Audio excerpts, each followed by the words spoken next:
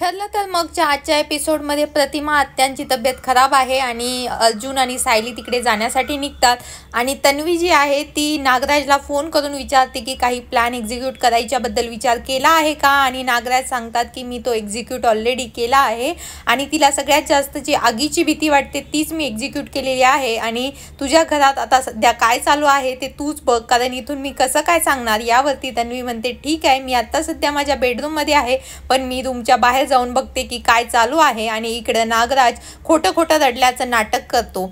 इथे रूममध्ये जी आहे कल्पना जी आणि प्रतापराव एकमेकांशी चर्चा करतात. यावरती कल्पना म्हणते की जर ती परत तिकडे आली आणि सायलीची तब्येत खराब झाली तर ते चांगलं नाही आहे. यावरती ते म्हणतात की तुझा मूळ स्वभाव काही बदलणार नाही, तुझा मूळचा स्वभाव हा विचार एकमेकांची काळजी घेण्याचा आहे आणि ती तुझी नावडती सून आहे तरी सुद्धा तुला विचार येत आहे की ती तिथे आली आणि महिपत आणि अर्जुनमध्ये काही वादावादी झाली तर सायलीची तब्येत परत खराब तर होणार नाही ना. आणि त्यानंतर कल्पना झोपून जाते.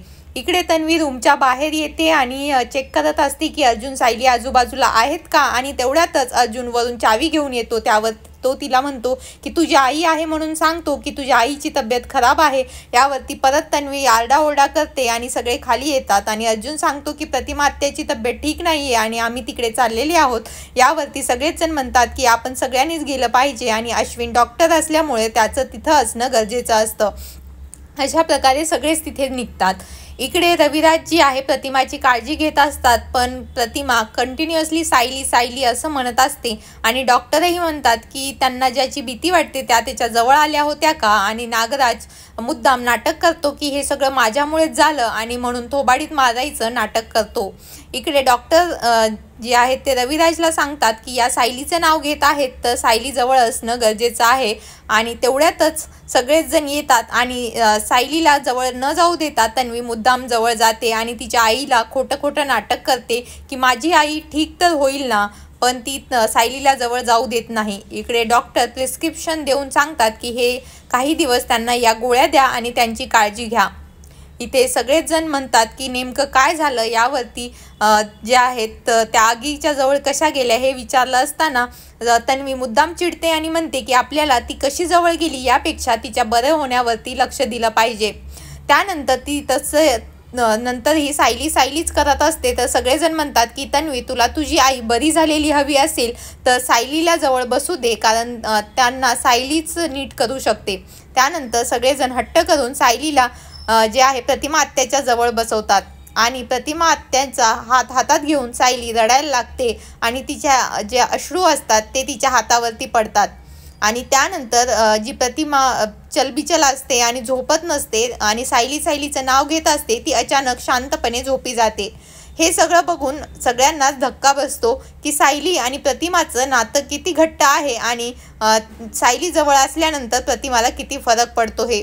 आणि हे सगळं पाहून सगळ्यांनाच चांगलं वाटतं, कारण तन्वी आणि प्रतिमाचं नातं किती घट्ट आहे असं वाटत असलं की कारण त्या आई मुली आहेत परंतु सायलीच्या पुढे ते कधीही टिकत नसतं. इकडे सगळेच जण म्हणतात की सायलीलाच तिच्या जवळ बसू द्यावं.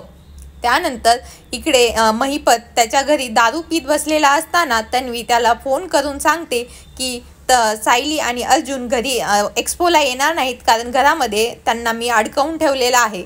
यावरती महिपतला खूप आनंद होतो आणि म्हणतो कधी नाही कधी कधी तू पण आमच्या कामाला येते, आणि म्हणतो की 113% ते दोघं एक्सपोला येणार नाहीत ना, कारण तिथे जर ते आले तर माझे इतकं कोणीच वाईट नसेल, आणि तन्वी त्यांना शाश्वती देते. इकडे सकाळ होते आणि सगळेच जण जागीच असतात, सगळे एकावरती चेअरवरती बसलेले असतात पण तन्वी तिच्या रूममध्ये ढाराढूर झोपलेली असते. इकडे सायली प्रतिमाची काळजी करत अजूनही बसलेली असते आणि झोपलेली नसते. त्यानंतर जे रविराज आहे त्यांची जी भावाची बायको आहे ती सगळ्यांना चहा आणून देते आणि म्हणते की तिचे मिस्टर आंघोळ करत आहेत, आणि तन्वीबद्दल विचारलं असता ती सांगते की ती तिच्या रूममध्ये झोपलेली आहे. हे ऐकून सगळ्यांनाच समजत नाही की हे काय चालू आहे तन्वीचं.